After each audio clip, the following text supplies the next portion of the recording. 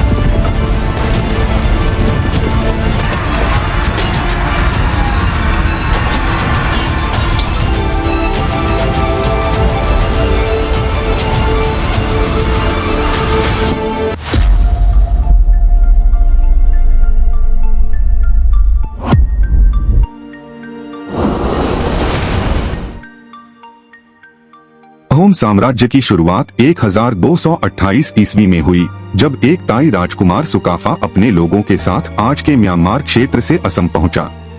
सुकाफा कोई आक्रांता नहीं था। उसने स्थानीय जनजातियों के साथ युद्ध करने के बजाय मित्रता और समझौते का रास्ता चुना। धीरे धीरे उसने एक संगठित राज्य की नींव रखी जो आने वाले 600 वर्षों तक टिका रहा। यही अहोम वंश की सबसे बड़ी ताकत थी, तलवार से पहले बुद्धि।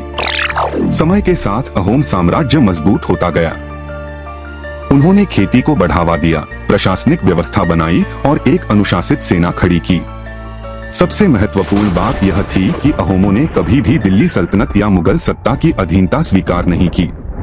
जब उत्तर भारत में साम्राज्य बदल रहे थे, तब असम अपनी शर्तों पर खड़ा रहा। 17वीं सदी में मुगल सम्राट औरंगजेब ने अपने साम्राज्य को पूर्व की ओर फैलाने का प्रयास किया।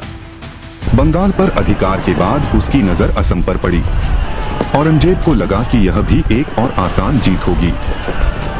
उसने अपने अनुभवी सेनापति राम सिंह प्रथम को एक विशाल सेना के साथ असम भेजा। मन सिंह, मशरिक की सरहद अब भी बगावत की जमीन है। असम सिर्फ एक रियासत नहीं बल्कि मुगल सल्तनत के इम्तिहान का मरकज है। यहीं से इतिहास का सबसे निर्णायक अध्याय शुरू होता है, सरायघाट का युद्ध। इस युद्ध में अहोम सेना का नेतृत्व कर रहे थे लाचित बोरफुकन। लाचित कोई राजा नहीं थे, लेकिन वे अहोम इतिहास के सबसे बड़े नायक थे। जब युद्ध के दौरान कुछ सैनिक पीछे हटने लगे, तब लाचित ने कठोर निर्णय लेते हुए अपने ही रिश्तेदार को दंड दिया और कहा, देश से बड़ा कोई नहीं। इस वाक्य के बाद सरायघाट का युद्ध पूरी तरह बदल गया। मुगल सेना अपनी संख्या, भारी तोपों और बड़े युद्धपोतों पर भरोसा कर रही थी, जबकि अहोम जानते थे कि खुले युद्ध में नहीं बल्कि ब्रह्मपुत्र नदी की तंग धाराओं में ही मुगलों को हराया जा सकता है। अहोमों ने जानबूझकर सीधी टक्कर से बचते हुए नदी को ही अपना हथियार बना लिया।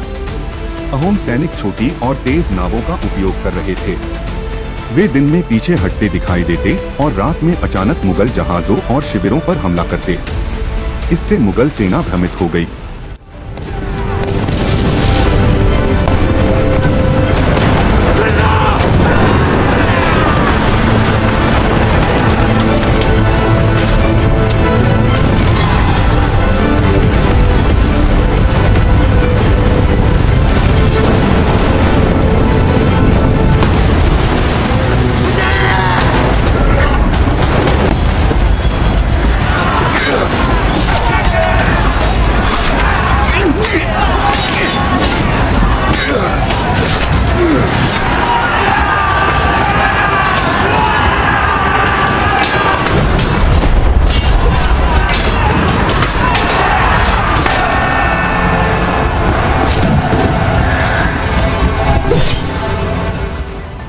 धीरे धीरे अहोमों ने मुगल सेना की रसद काट दी। खाने पीने का सामान, हथियार और नई टुकड़ियां समय पर नहीं पहुंच पा रही थीं। जब मुगल युद्धपोत ब्रह्मपुत्र की संकरी धाराओं में आगे बढ़े तो उनकी भारी तोपें बेकार हो गईं। बड़े जहाज न तो सही तरीके से घूम पाए और न ही तेजी से प्रतिक्रिया दे सके। इसी मौके का फायदा उठाकर अहोम सेना ने चारों ओर से हमला कर दिया। नदी में अफरातफरी मच गई और कई मुगल जहाज डूब गए।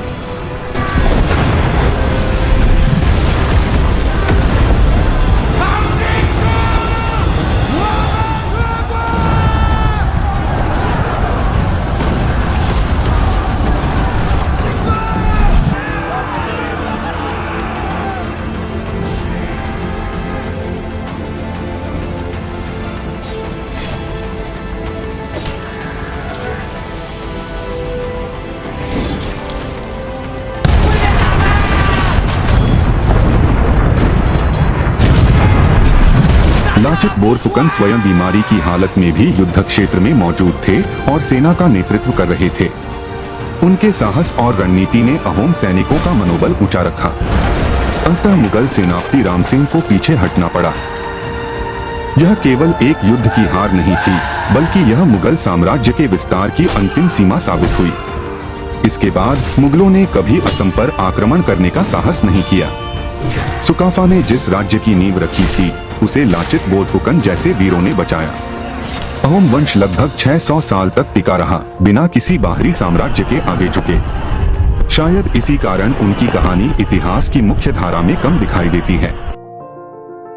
लेकिन सच्चाई यह है कि भारत की आजादी की नींव केवल 1857 में नहीं, बल्कि ऐसी अनगिनत लड़ाइयों में पड़ी थी जहां किसी ने झुकने से इनकार कर दिया था। अहोम वंश उसी इनकार की सबसे मजबूत मिसाल है। अगर आपको यह कहानी जानकर गर्व महसूस हुआ हो तो इसे ज्यादा से ज्यादा लोगों तक पहुंचाइए, क्योंकि जो इतिहास हमें पढ़ाया नहीं गया उसे याद रखना हमारी जिम्मेदारी है। जय भारत।